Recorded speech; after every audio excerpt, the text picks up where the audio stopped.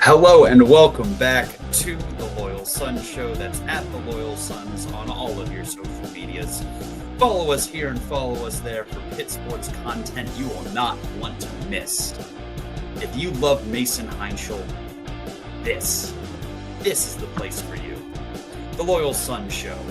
Once again, a safe, sunshiny place for your Pitt athletics fix.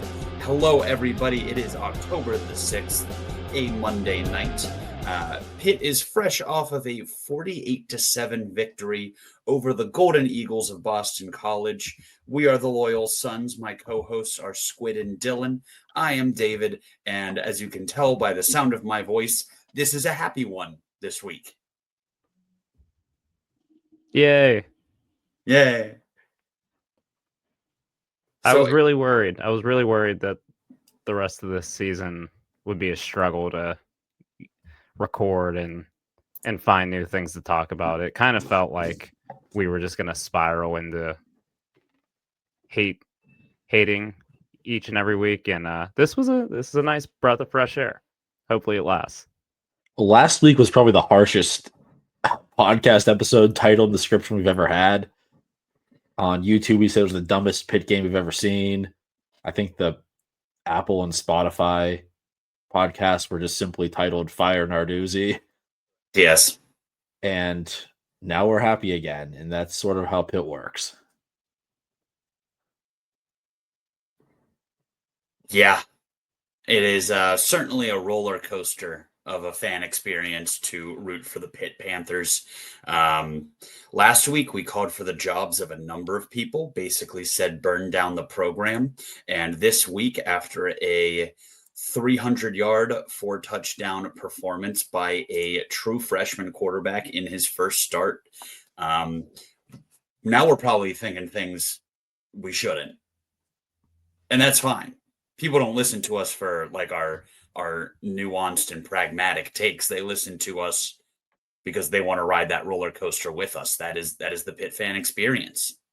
So before we get way ahead of ourselves and really break down Mason Heintschel's performance against Boston College, I think we need to talk about kind of in a chronological order how things went down last week after we went on our diatribe about Cade Bell and Pat Narduzzi. So, Dylan, where do we start here?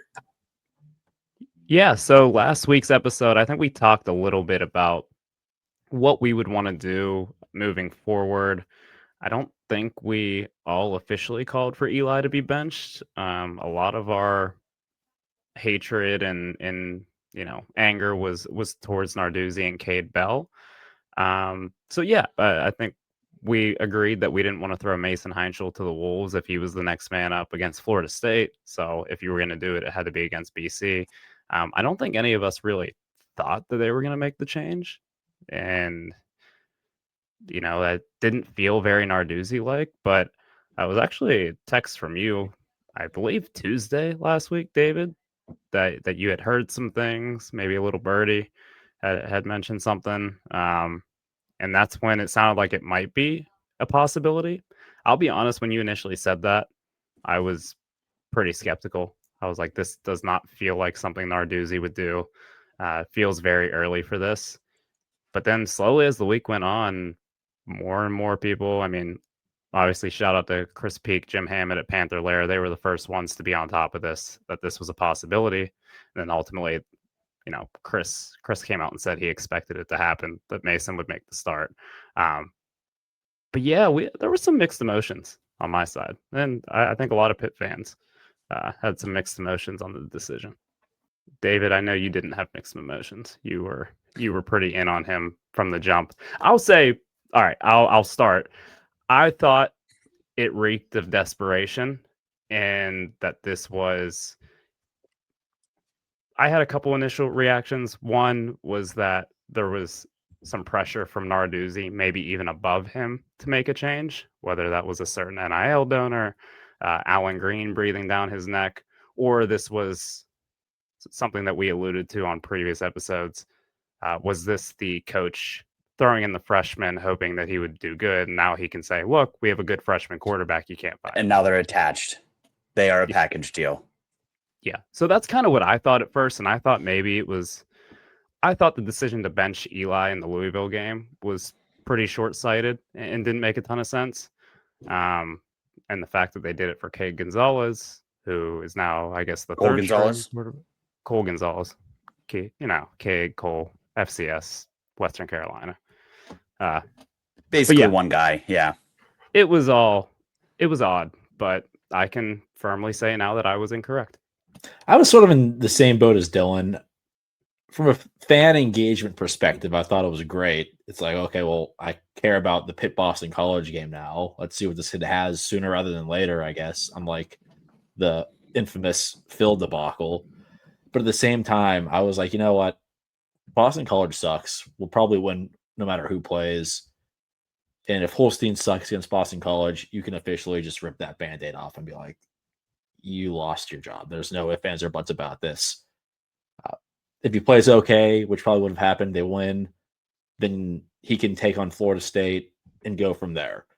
I thought the clean slate would start against Syracuse, and that's when we'd see Heintschel for the first time. So it was interesting because I think midweek we heard, yeah, Holstein's out. He's not going to play. And that led us to start thinking, well, if Holstein doesn't play, what good does it to play Gonzalez? So it has to be Heintschel.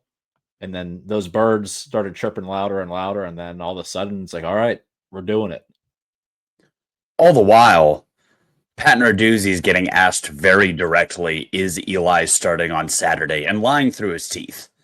So there were some mixed signals to say, well, not even mixed signals from Dews. Dews was pretty adamant that the guy who did not end up starting that game was going to be the starter. That tells you all you need to know about how seriously you should take the things Dews says about player availability and his roster management going forward. But yeah, no, I think that you guys had pretty fair, nuanced takes when we were all discussing as a group throughout the week how this quarterback situation should be handled. I give you guys credit for that. You just kind of relayed your thinking here that it was a desperation move. Why would you put in a freshman right before, we have to play Florida State? We can have a whole separate conversation about how benchable Holstein has been, because guy's been a liability, but he hasn't been Phil Jerkovic. There has been positives to go with the negatives. The reason I'm not going to take a victory lap on being the only loyal son that was heavily advocating for Eli to be benched is because I didn't have some like bright nuanced opinion like, oh, well, it's time to hit the reset, see what the freshman has. This gives us a strategic advantage. It's early enough in the season that we could not be totally cooked if we were to flip this thing around and go on a run. We're only one conference loss in. I was purely coming from the perspective of make me care about this team again. I wanted to be entertained, and I knew I was not going to genuinely care again unless they threw me a bone, basically. That's why I wanted Mason, was because it would make me happy. Like, not even make me happy, make me care. We emptied the clip in our episode on Sunday. Like there was obviously nothing that was bringing those three guys that existed on Saturday or on last Sunday back into the fold unless something seismic like this occurred. And that's all I really cared about. Yeah, I really felt kind of the same way. I mean, when I knew that it was going to be Mason, I felt the same way as you. I was like, I definitely care more about the Boston College game now. I care more about the rest of the season, because it felt like to me, and maybe this is part of the decision making, I feel like, football coaches are going to say, no, we're just putting out the guy who gives us the best chance to win. But I feel like maybe Narduzzi felt a little bit of that, like with the rest of the team. Those last two games kind of felt like, all right, we blew two games, and now everything's not really in front of us. I mean, sure, if you run the table, you can still make the ACC title game, but maybe there was just, the team needed a little bit of a jolt. Maybe he felt that, I don't know, like if you close out this season going 7-5 with Eli, it's like we're in the same exact place we were last year. If you close it out even still going 7-5, but your young stud freshman looks good, I feel like the overall sentiment around the program feels a lot better. So even if Narduzzi was rolling the dice on this one, damn it, he hit the jackpot. Yeah, and for that reason, and I'm going to speak for myself and then allow you guys to chime in. I am not ready to take back any of the things I said about Pat Narduzzi last week. I just want to be honest about that. Cade Bell, we're going to have a conversation. We're going to make some apologies when we get to actually talking about the game in a minute. But I still very much feel the way about Pat Narduzzi that I felt a week ago. I still think he's going to cost us games with his in-game management. I still think he makes a lot of boneheaded decisions. We're still an overly penalized team, but whether it was luck or whether a deeply cunning decision, I guess you got to give him some credit on his ability to learn from his past mistakes, which was letting Phil Jurkovec play 100 games too many, it felt like, and making the switch when the season wasn't completely and totally over already. It's funny though, because in the off season, before the season started, there was a lot of Heintschel hype. So you thought, you know what, like maybe he knows the Phil was so bad, but he probably also knew or watched the backups not really do a whole lot. So it's like, well, we don't have anything. Now it's like, if Eli isn't playing well, we at least have a viable backup. And that's something that we heard from people who are at camp, like the players hyped him up. We tweeted that one quote, the Blue Hicks was surprised that he was a freshman because he was impressed by the throws he was making and things he was doing. But then again, today in Narduzzi's press conference, he said that you don't know what you have in a quarterback until they go out there and play under the lights in the real stadium. And he said Mason didn't even look all that great in the spring and preseason scrimmages when they would go to the stadium. So you really don't know with these freshmen until you give them a chance. And I don't know, the fact that he gave him a chance says something. I was certainly surprised whenever we heard that. Yeah, there was a Cam Sadler put out a tweet on Saturday. Our boy Cam, former guest of the show, he put out a tweet saying when Bro was volunteering at camp, I'm assuming that's a former teammate of his at Pitt, he said every time we chatted, all he talked about was how much Cade loved the freshman. Quote, he's going to put that freshman in before the year's over. So clearly, I mean, there were people around the program who liked Mason and maybe, not ready to look. This is something that's starting to come up too in Pitt circles. Is like, well, Narduzzi played the wrong quarterback again, and it cost us 2 games. Don't do that to yourself. 1, don't do that to yourself. 2, don't do it.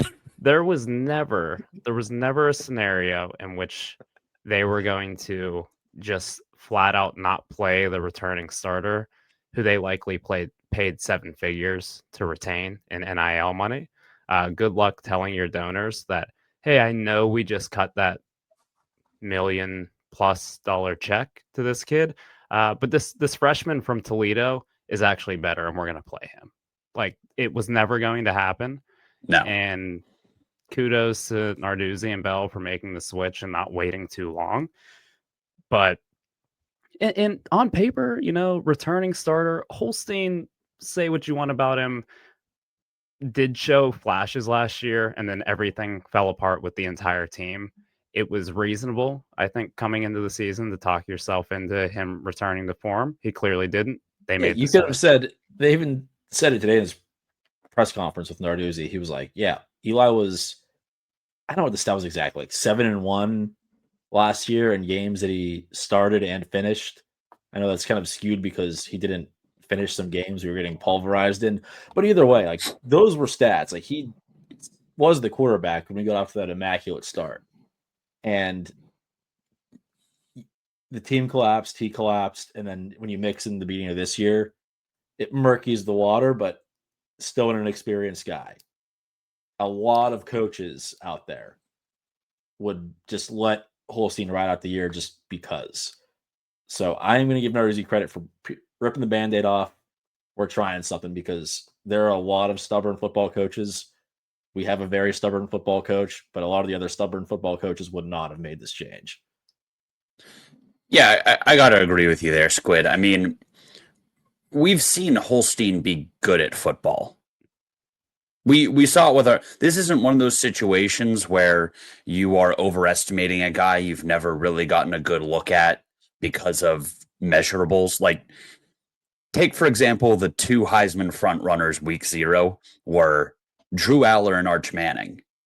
Yeah, logically it makes sense given the rosters around them and the tools and both tangible and intangible that they have, 8, 9, 20 other reasons. Yeah, it makes sense that those guys would theoretically just be awesome. But you're also assuming that a guy that we have never seen be awesome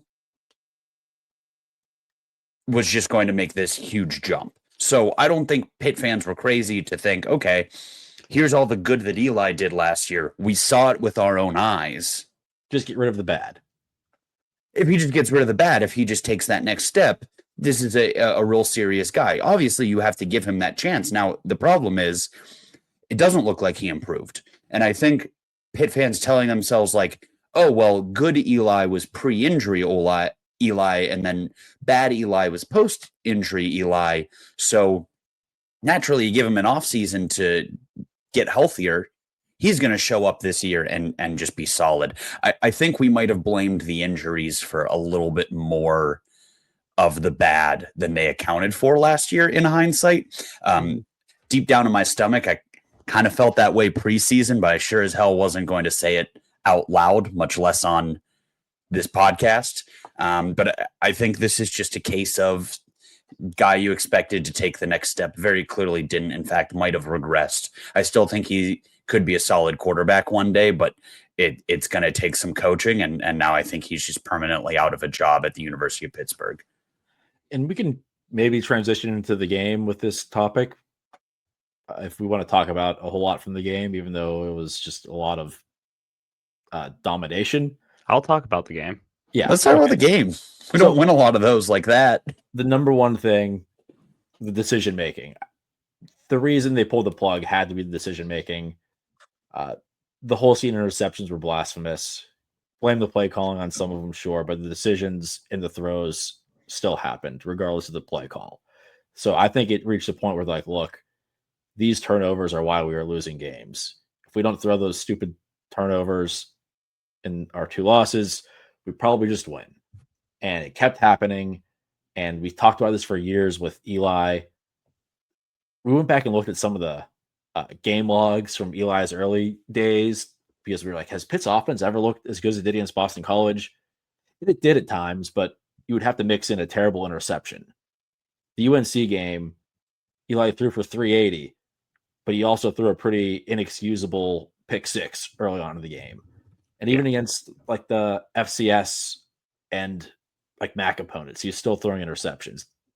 Outside of that, yeah, he's racking up the yards, but there's still that one interception or those back-to-back drives where you're 3 and out or those terrible sacks you take.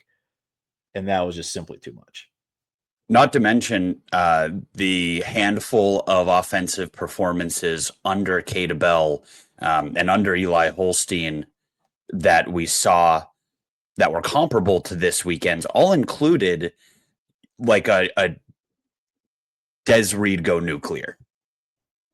Right. You know, you look at West Virginia, Cincinnati, Youngstown, UNC last year, and those were all games in which you just gave Des Reed a little toss and he did the thing. So and to dive deeper into those too, yeah, you had almost 500 yards of total offense against Cincinnati, but you looked terrible in the first half. It all had to come whenever you're playing from behind, and you barely did that. This game against Boston College, start to finish, was one of the best executed games I've seen Pitt ever have. This is the best the offense has looked since Kenny Pickett. Is that fair? Is there another game in there that we could? That time that the give the ball to Izzy game, the one where we just handed the ball to Izzy 30 something times and he ran for 300 yards. But I don't know if that counts because that was just such a singular individual, just such an individual effort. Right. Okay. So, yeah, other than Izzy. So no, what I'm saying is no, Yeah. that is not like top to bottom. There's never been a top to bottom performance like we just saw on Saturday since Kenny Pickett departed from the University of Pittsburgh. It was the kid's first start as a true freshman.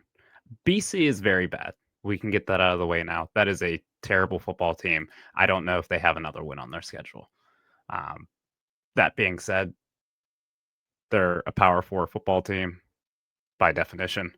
I don't know if there's many Power 4 teams worse than them. Well, there's one out in LA. We'll get to that. But yeah, that is a bad football team. But to just completely dominate from the first possession to the end of the game, offense and defense. I know this is pretty much all going to be around Mason Heintschel's debut, but the defense absolutely suffocated Boston College's offense. And I have to think, staying off the field a little bit helps. Seeing your offense get first downs and touchdowns rejuvenates you a little bit. So I'm sure that didn't hurt. But yeah, just an all-around dominating performance. Yeah, we can't understate how Boston College being horrendous impacts all of this. And I think, Dylan, you said we need to get it out of the way, but I think this is something we'll need to revisit at a few different points as we continue this conversation, lest we start getting in a little bit over our heads with this one, start getting a little too excited. But like Dylan Lonergan is also a very promising freshman quarterback. He threw for 390 against MSU, threw for 330 against Stanford. The kid can throw the ball a little bit. Alabama transfer, by the way. Yeah, he's viewed as like a pretty promising prospect by people with much better ability to dissect film than myself, and we killed him. He went 9 for 18. Total yardage ended up just at we held him to 89 yards on 18 attempts. Like, the defense did its part.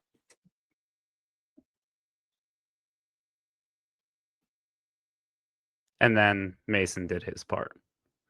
Can we just go into our praise of Mason at this point, and then we can scatter in the other parts of the team we liked? But like, this is the Mason Heintschel episode, right? This is the main. Yeah. Right.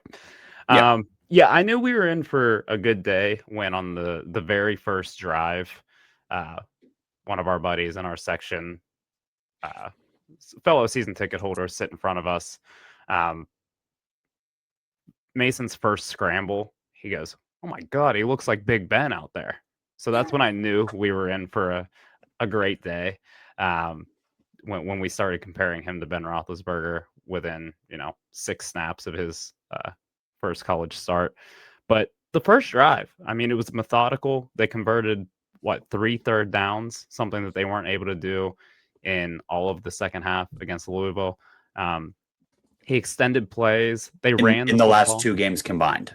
Okay, there we go. They were running the football, but Mason Heintschel capped it off by making a defender miss, hitting Justin Holmes in the flat, and Justin Holmes breaks a tackle and scores a touchdown for the first touchdown of the day. And that kind of continued to be a theme. Mason Heintschel making plays, extending plays, feeling pressure.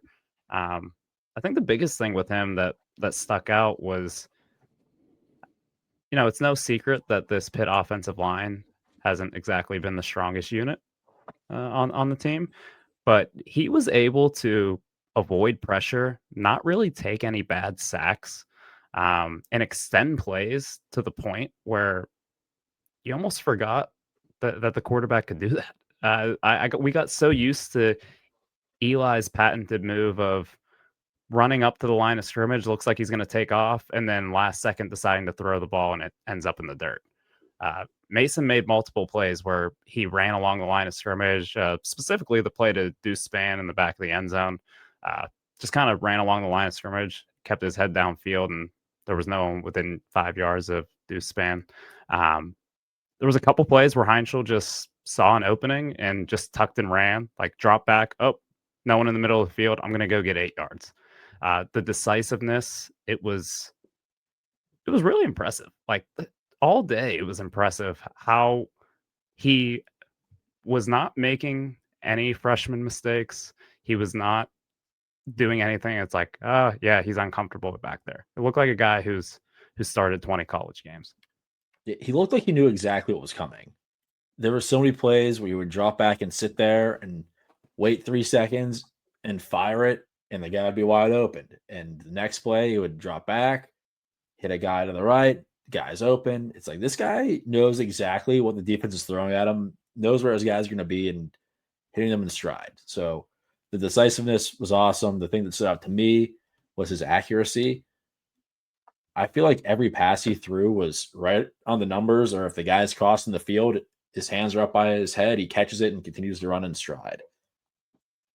I'm going to do the Shaquille O'Neal meme here. I underestimated your game. Didn't know he was that accurate. The accuracy and the arm strength, I think, were two things that really jump off the page. But Dylan, I think it all goes back to what you said. It was the decision making.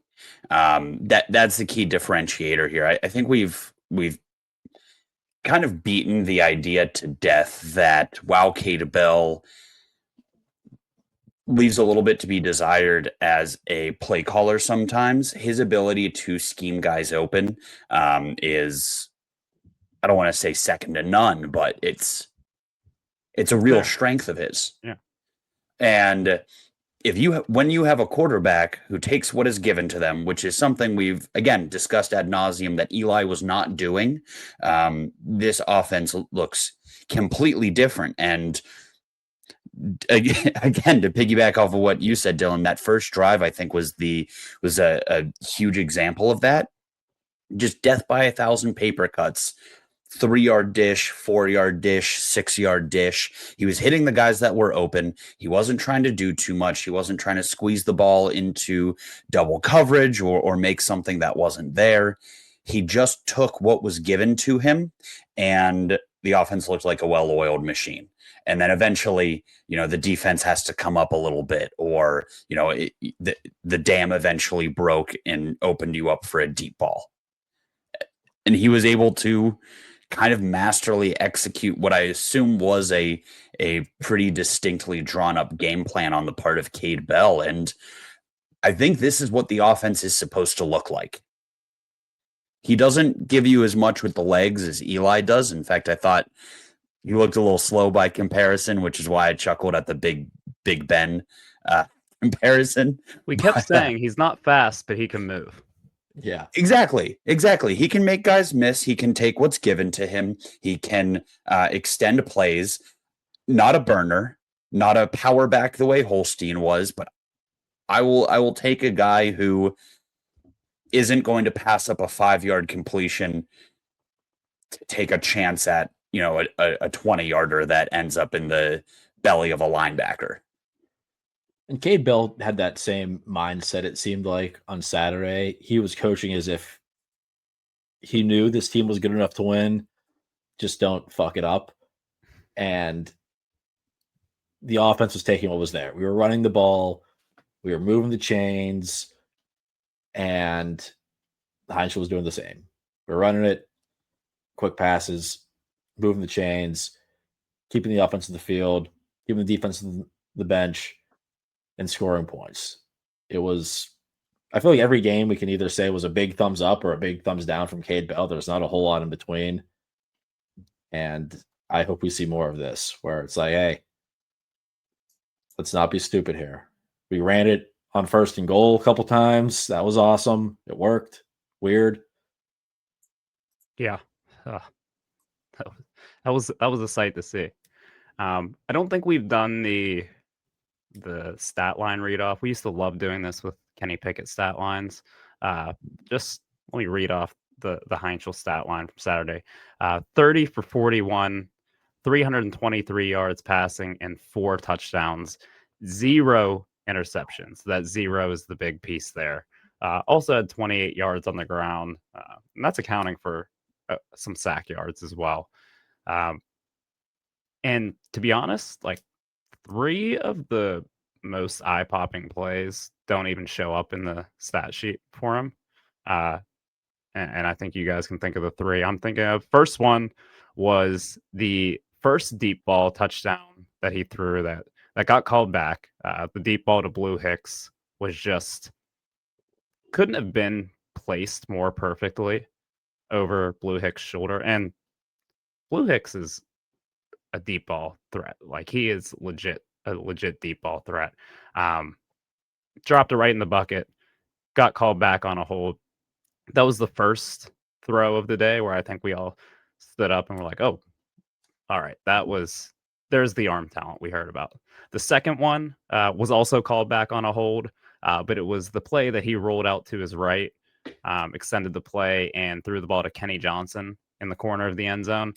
Kenny Johnson did not hold on to the ball. Even if he did, it would not have counted because it got called back on a hold. But I've watched that all 22 angle of that throw about 50 times in the last 2 days. And when it happened live, where our seats are, it essentially happened right in front of us, the throw. And we all looked at each other and we're like, I mean, that hit him directly in the hands. The ball was placed, could not have been placed at a better spot. 40-yard frozen rope doesn't rise or drop an inch from his hand, pretty much. Yeah, and it hits like that was an NFL throw. Oh, for sure. I mean, it was. I'm telling you, I can't remember the last throw I've seen in person where I was like more shocked by the fact that ball came from here, ended up here in the exact perfect spot. Didn't count, but that was the play where I was like, is this kid serious? And then the last one was, David, you called it a heat check, but he scrambled around.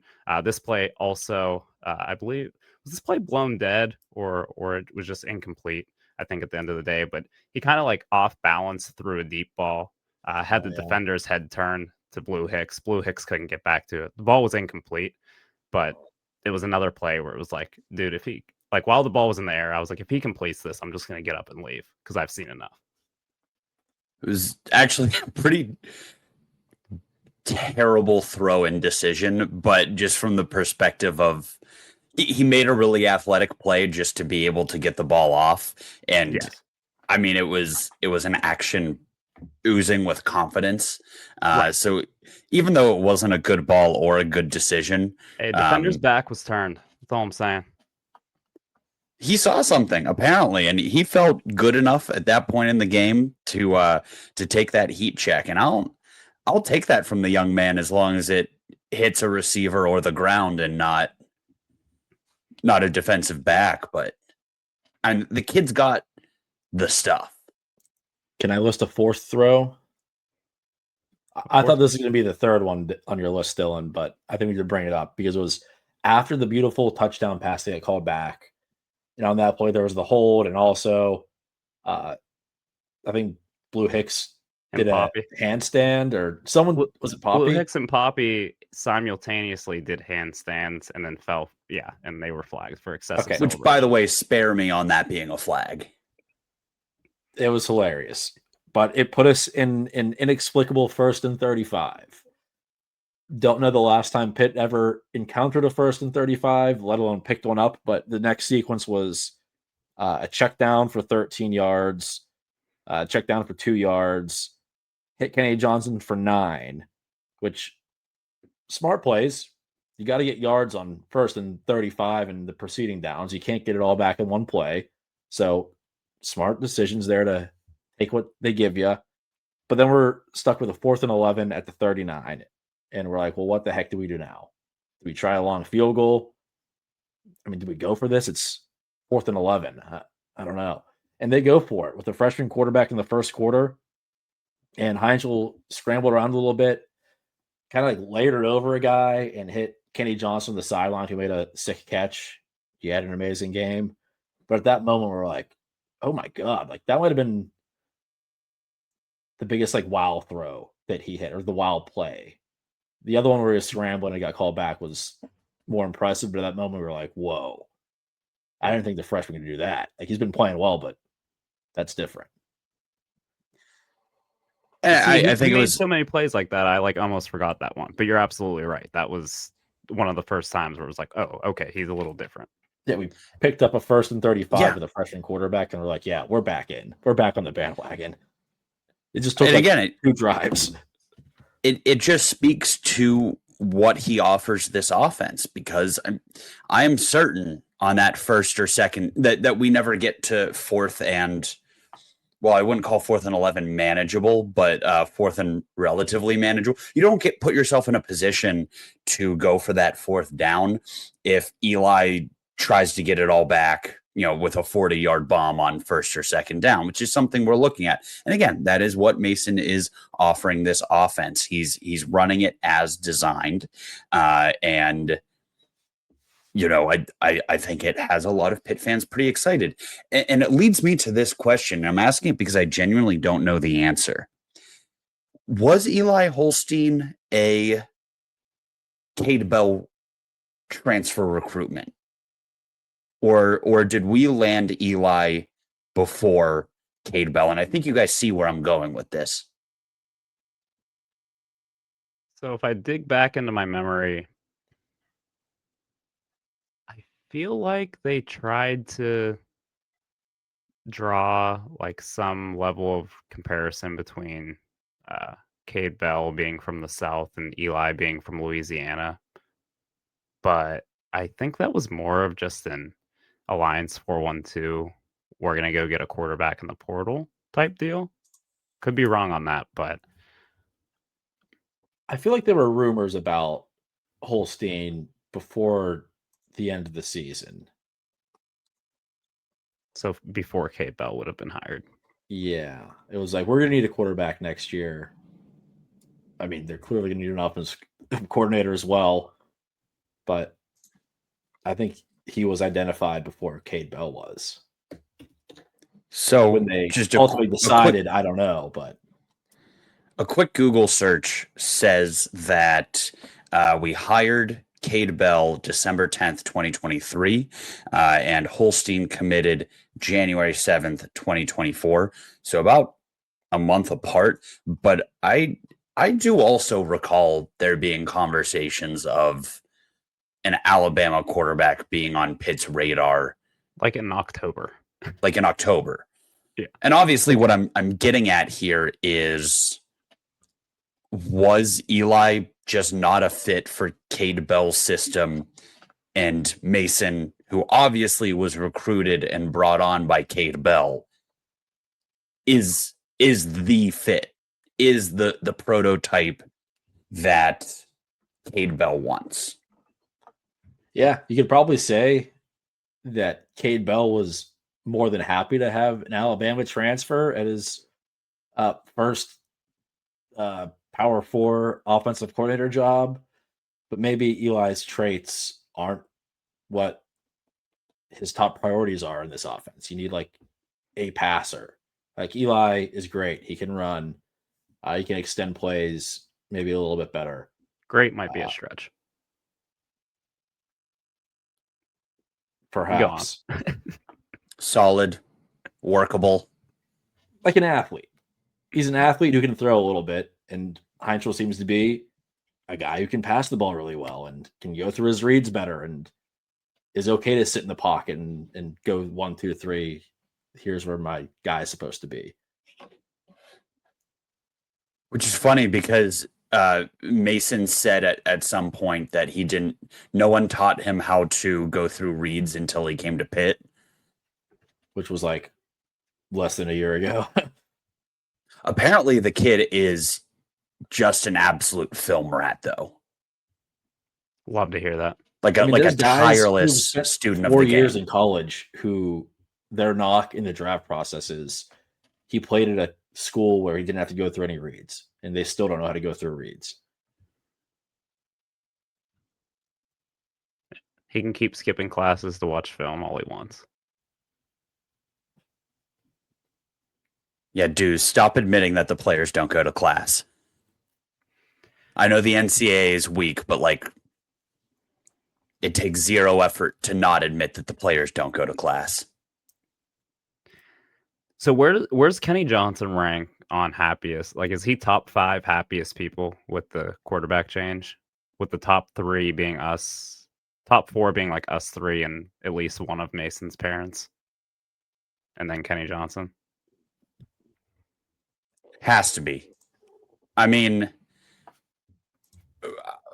where has he been the last 4 weeks? 9 catches, 115 yards, and a touchdown. Mason was going to him early and often, and I think we were all kind of scratching our heads at some point this season, wondering why he wasn't getting involved. Now, it fell pretty far down the list of things that pissed us off that we wanted to bitch about, but it was certainly there. I sort of just chalked it up to like, I guess Poppy Williams is that good. No, it turns out Kenny, very good. Yeah, it felt like maybe the ship had sailed on Kenny Johnson, and that was just never going to happen. It's like, maybe he's not as good as we expected him to be. I guess that that breakout's never going to come. No, actually, it just took a quarterback who's willing to look his way every so often. Career high day receiving, and it was very clear early enough. I think he had 8 of those catches in the first half. So, I mean, they went to him. They made a concerted effort to get the ball to Kenny Johnson and let him make plays. And you could see it on Saturday. Like, it's what we expected. Get that dude in space, get him in one-on-one, and he can make plays. Man, it makes you wonder, like, what kind of season could he have moving forward? Is that connection going to stay there? Another guy who not as much a beneficiary of the Heintschel change, maybe more of a beneficiary of Desmond Reed's injury. Boosie Turner, 99 yards from scrimmage for the true freshman, plus a touchdown. He had 67 yards on the ground, also had two catches for 32 yards. Joel's Goff also very serviceable, but just kind of wanted to shout out Boosie Turner because I feel like he kind of flew under the radar. That's 2 true freshmen who had big days for the Panthers on Saturday. So there's a bit of a youth movement going on in that offense. We'll see how that moves forward. Maybe even more of a youth movement with these injuries going on the offensive line. Might need some young linemen to step up.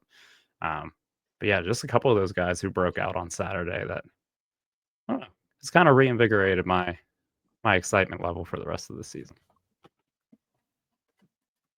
Jasir Whittington had a sack as well. There you go. There you go. I mean, just to kind of put a bow on the game, again, acknowledging that this is Boston College, Mason's decision-making, poise, and confidence, taking what was given to him, allowed Pitt to play, I think, the most complimentary football game they have in years. The quick passing game opened up a running game that we haven't seen in years. This was the second best rushing output outside of that Cincinnati game, where, again, Des Reed just kind of took it upon himself. So we were able to run the ball effectively. The combination of a running game and a short yardage passing game allowed us to hang on to the ball, eat up the clock. We ended up with how many? 40 minutes of possession. We outpossessed them 2-1. And in return, you have a fresh defense who was absolutely dominant. They gave up 216 total yards, forced 3 turnovers. This is what it's supposed to look like. When it all works together, this is what it's supposed to look like. We can possess the ball. We can convert, short or medium third downs. We can run the football. We just need a guy who's making good, conscientious decisions under center. You think we can outpossess Florida State 2-1 on Saturday? Probably not, but I still feel pretty good. So before we kind of transition on to next week's game, or I don't know, there might be some other games this past weekend that we want to discuss a little bit. How does the Mason Heintschel coming out party impact your outlook for the season? Squid, you want to take that? Well, I will say the sky's the limit. I know we're still 10-point underdogs against Florida State. Florida State is still Florida State. I know a freshman quarterback having a good game against Boston College isn't going to sway the Vegas lines to be like, actually, they're just as good as Florida State. And I know they just got beat pretty bad by Miami, but I think we can compete with Florida State, and we can probably compete with most teams on our schedule if the offense continues to play the way they did. Because I have faith in our defense. I think if they're given a fair shot, they'll keep us in games and be pretty stout. We just need the offense to move the ball and not turn the ball over. Simple enough. I think I still don't have super high hopes for like competing for an ACC title this year. And that could change if Mason balls out against a Florida State team in Tallahassee next week. Let but me I'm not. backtrack real quick. I was leaning more towards the season won't go down like it did last year. It won't go up in flames, and it's like, oh no, we're losing by like 35 to SMU. It was even worse than that, whatever it was. We were going to games with no hope. Now I think we'll have hope. Yeah. So they're sitting at 3-2. Got some pretty tough games on the schedule. I mean, you got to go to Florida State. We get Notre Dame at home. We go to Georgia Tech, who looks really tough, and we get Miami at home. So those are 4 games right there. If you lose those 4 games, you're gonna finish the season 6-6. So I would say, I still think this team probably ends up around 7-5, 6-6. That's how I feel today.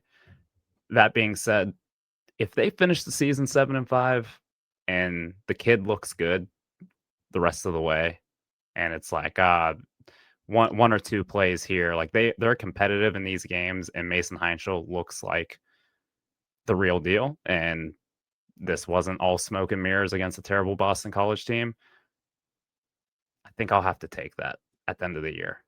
If we know at the end of the year that we have a guy under center, we have a guy for the next 2 to 3 years. If we feel like we have another Kenny Pickett ready to take the reins, I'll take that. But I do still kind of think 6-6, 7-5 is probably where this team ends up. But my thoughts on that could sway heavily depending on how things look on Saturday. Yeah, it certainly changes the calculus. And I really don't know if it, hearing you guys call out the numbers and play the schedule game, I don't even know if it really changes the outlook for our record. But God, does it change the outlook for the program? I mean, I'm really trying hard not to get ahead of myself because I did that for Holstein. I did that for Veyer. I did that for Slovis. So I'm not going to saddle this young man with any expectations or mushing as I did, I think, to other quarterbacks. I mean, we It only was crown a quarterback of the future once a year. Yeah, absolutely. So I don't think I want to do that with Mason yet. But it feels so much better. It sucks that a season I think we could have been really competitive kind of still feels a little bit lost. But these young guys stepping up the rest of the way would go a really long way for the future of this program, for Narduzzi keeping his job. It could it could help. However, I am just saying it certainly won't happen. So, don't get like all excited. Don't quote me on this.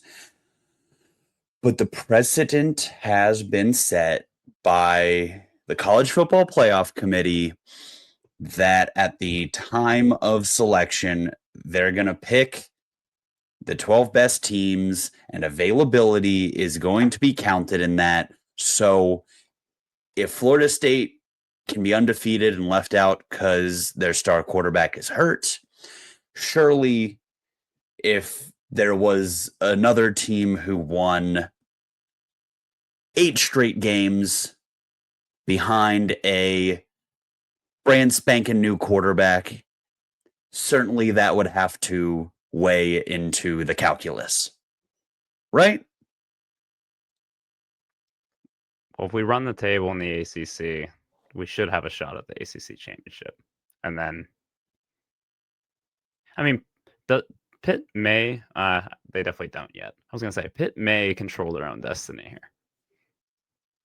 They definitely don't. Certainly do not. Yeah. So we better hope West Virginia doesn't go 2-10 and keep us out of the playoff. Hopefully they can scrounge in a few more wins so it doesn't look as bad on our resume. Not the worst. We're speaking purely in hypotheticals, of course. Yeah. But are we confident that that West Virginia loss won't be the worst non-conference loss by a state in Pennsylvania this season? By a state in Pennsylvania? A team in the state of Pennsylvania? Do you want another shot at that entire sentiment? Because I think the one you're alluding to is also a conference loss. So fuck yeah, it is. Oh. Not editing that out. All right, let's just rip off the Band-Aid. You guys want to talk about Penn State losing to UCLA? Yes, I do. David, take it away. You were there. You were at the Rose Bowl. I was at the Rose Bowl for this one. And tell the people, this was because we predicted that UCLA would beat Penn State, and you were there to be a generational hater. You had no other obligation to be in LA, right? It's because we're 3 Nostradamii, whatever. We are seers of the future. No, my cousin got married in LA, and my dad and I took a look at the schedule for UCLA and USC, saw Penn State was going to be in town, that the timing worked out perfectly so that we could catch most of the game and then head on over to the wedding. Honest to God, just wanted to be inside the Rose Bowl.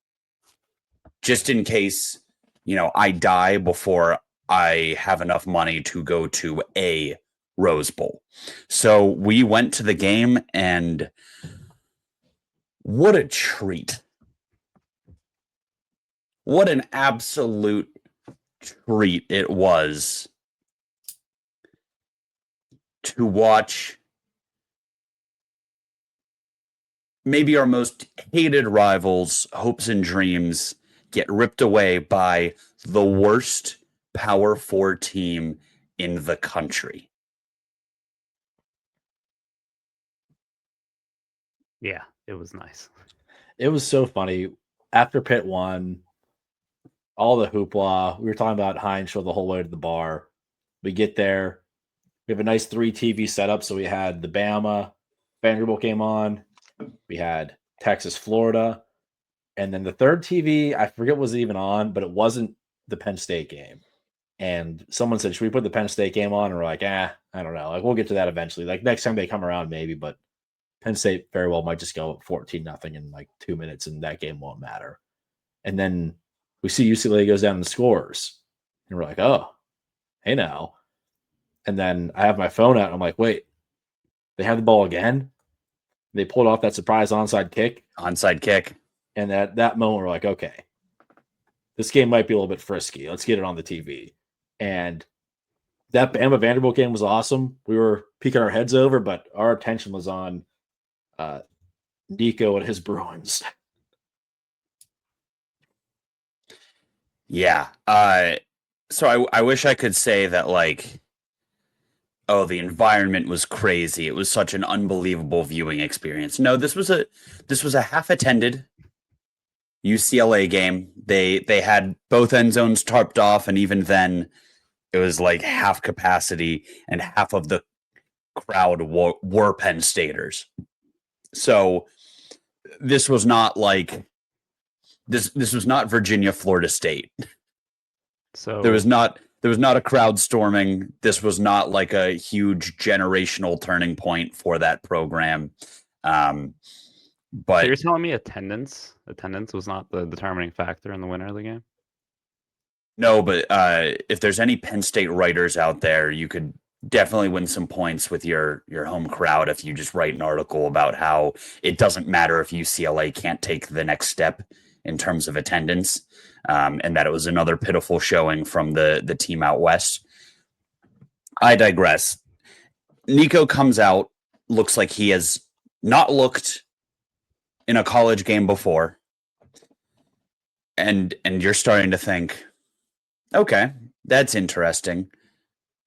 The surprise onside kick, followed by getting 3 more points out of it, that had people kind of looking at each other. But for me, the thing that really immediately said this could be interesting was watching UCLA's terrible line blowing Penn State off the ball. They were immediately able to establish the run in a way Oregon was barely even able to do.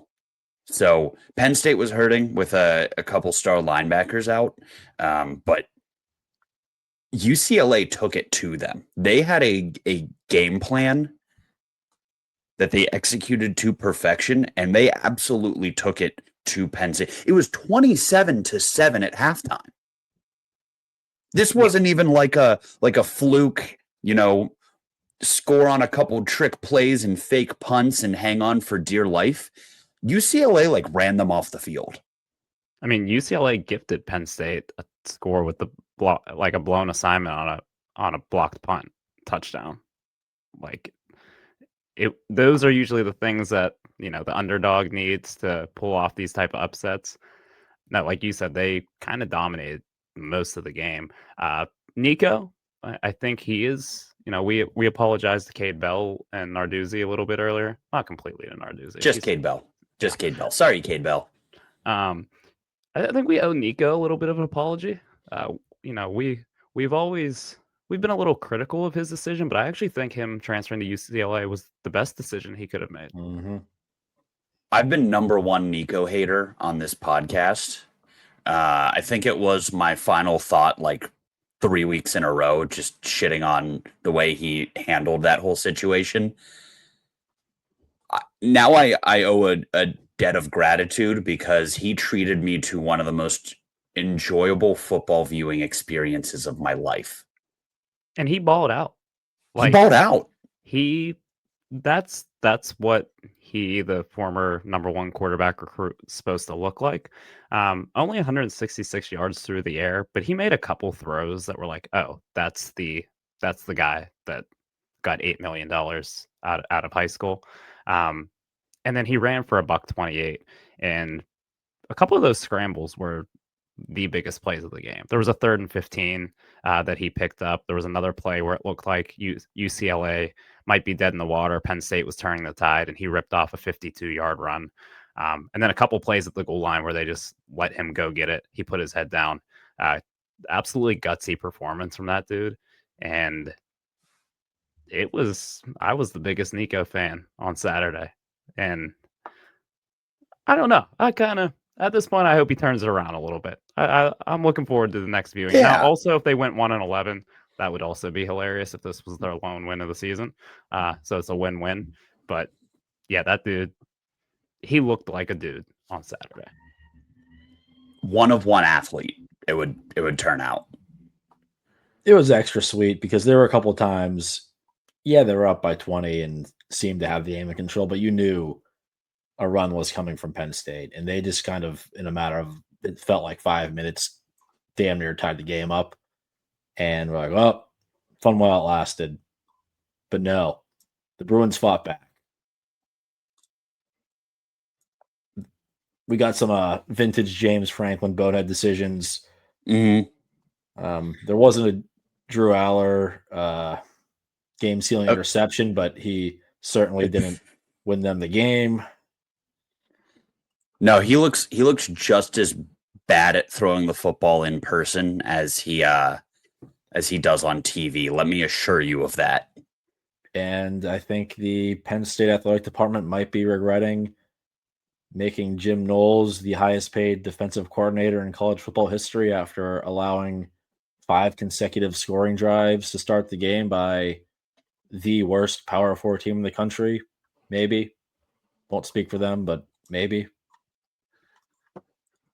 And part of that being the fact that he failed to do what like any guy who's ever picked up NCAA 26 would do, and put a spy on the quarterback that's absolutely gutting you every 3rd and long.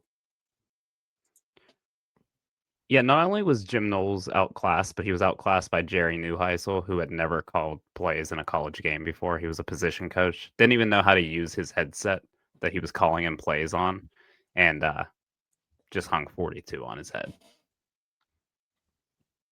They lost to New Mexico by 25. Their coach was fired. That is like a week ago. Unbelievable. I got to give a shout out to my saving grace at this, though. We went to the game with my cousin and her fiance, who are Penn State grads, and my cousin is lovely, so I wasn't like twisting the knife all that much. But anytime they got out of earshot, I started singing Mo Bamba at any Penn Stater in earshot, and if she wasn't with us, I was leaving that game in handcuffs. So, shout out to my cousin, and my old man for keeping me out of trouble. But that was, I must have sang Mo Bamba at like 100 different people. I think you referenced Arch Manning and Drew Aller earlier in this episode. First time ever, the number 1 and number 2 preseason AP ranked teams not ranked after 6 weeks of football. And to all the cowards still ranking Penn State, there's an AP poll voter who ranked them. Dave Preston, I believe. I think he's a Boise State voter. Doesn't even have any like Midwest connections or like allegiances. Still has Penn State ranked 15th. Do better, guy. Top 2 preseason teams are unranked in week 6. Bitch all you want about the portal. Bitch all you want about the TV contracts, creating a Power 2, NIL, conference realignment, whatever. College football today has as much parity as it ever has in its history. So buckle up for a hell of a season. This is the greatest sport on earth. So what do we think Pitt will be ranked after they beat Florida State? 25? Florida State's ranked 25. Mason Heintschel's going on the road for a ranked matchup.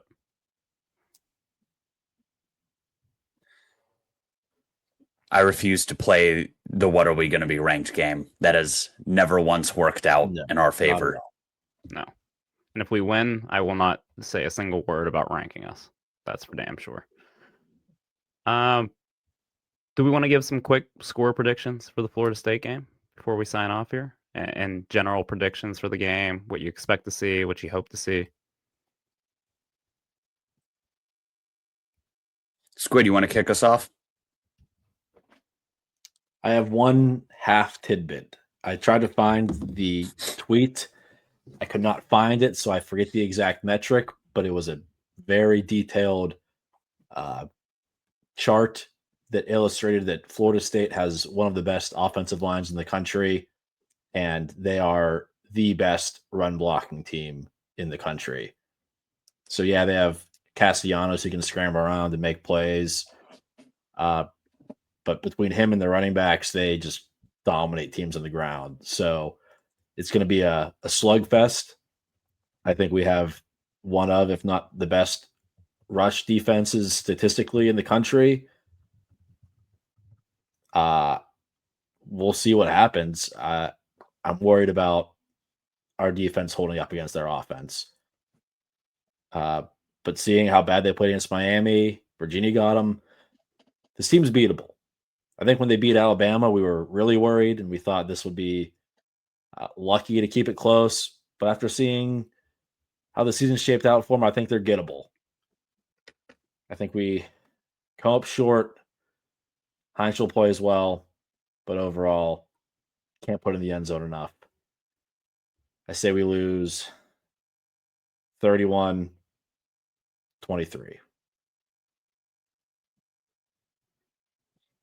Okay. Yeah, Squid. I was looking for the stat on it. I believe overall rushing, like yards per game, Pitt has the 4th ranked rushing defense, but I'm pretty sure I saw a stat yesterday saying that Pitt actually, like, yards per attempt might be number 1 in the country right now. Could be wrong on that. Either way, running defense has looked good since the West Virginia game. So yeah, it'll be interesting to see if they can keep that up against a better Florida State team. Would really like to have Desmond Reed back on Saturday. I know that Juelz Goff and Boosie Turner have done an admirable job in his absence, but if you want to go on the road and beat a team of Florida State's caliber, you're going to want to have all your best players available. So hoping we have him back. I'm hoping that the O-line can keep Mason upright. I'm sure Florida State will pose a little bit more of a challenge than the Boston College defensive line. I do worry about, the injuries that are starting to pile up with that O-line. I'm not ready to say that this Pitt team can go into Tallahassee and win just yet. I sure hope they can, but that 10-point line makes a lot of sense to me. Squid, my score prediction is very similar to yours. I'm going with 30-20 Florida State. I think Panthers put up a valiant effort, but ultimately, I think the Seminoles team is pretty good. They did get pushed around by Miami for most of that game, but I think Miami's really good. I think they're the real deal.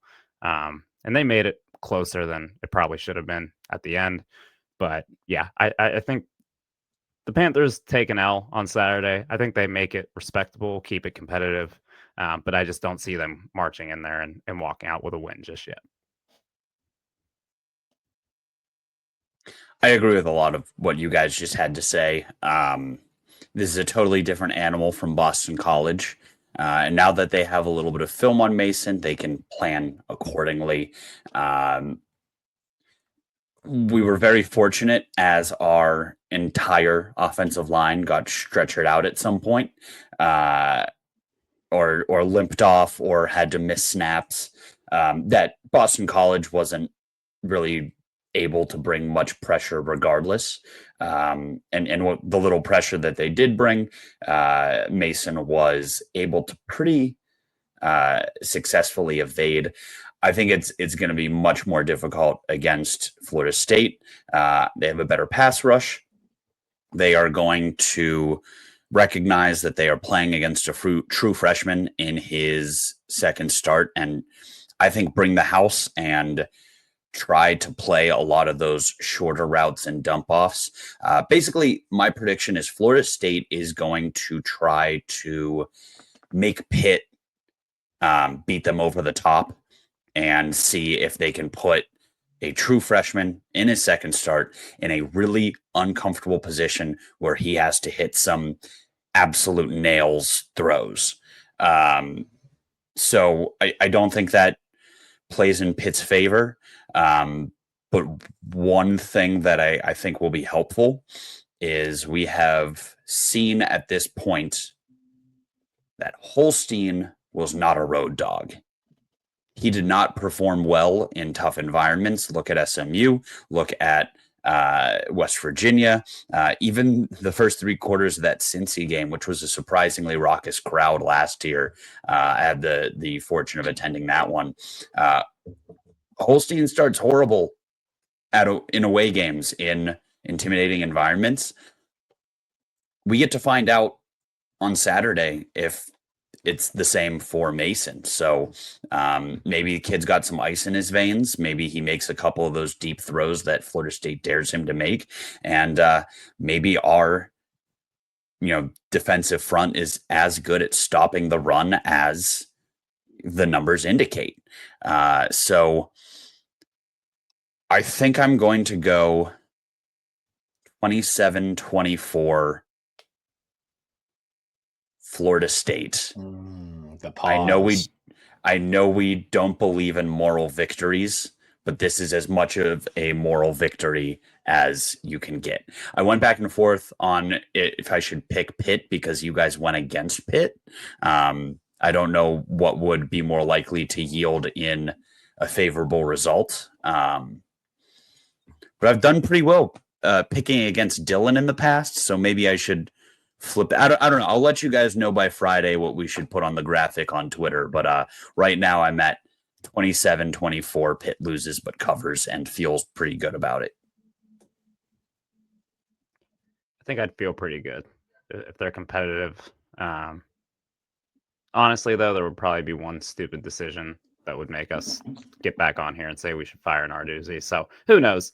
But that's for next week. That's for another episode. Right now, the biggest X factor: can Narduzzi go 2 weeks in a row without a very stupid decision? Yeah, I was gonna say I forgot that close games invite the opportunity for Narduzzi or Cade Bell to do that thing that they do. Yeah, where they make the worst possible decision. Just because it's a big game doesn't mean we should try like a double reverse flea flicker on the second drive or something very stupid that probably almost certainly won't work. Or burn an early timeout on like Florida State's first 3rd and 15 of the game. And then desperately need a timeout going into the half.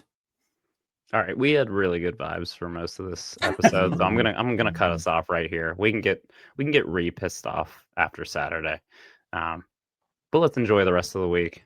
Go watch some of those Mason Heintschel throws, the all 22 angles. Watch them as many times as you want until Saturday, and then we get to see if the kid can step up in a hostile environment at Florida State in Tallahassee. The game's at noon on ESPN. David, you have a closing thought here? Yeah, this is pat on the back to us, the loyal Sons. This is the most measured and reasonable we've ever been in the face of a situation that we could easily overreact to. But I just want to say, if we pull it off Saturday, all bets are off. We get to start saying some crazy shit again. Yes. Deal. Well, we'll see Saturday. We'll see after Saturday when we record Sunday, Monday, whatever it is next week, how ridiculous we can really get. But I'm looking forward to it. Looking forward to seeing the kid. Thanks for tuning in. And as always, hail, loyal Sons of Pittsburgh.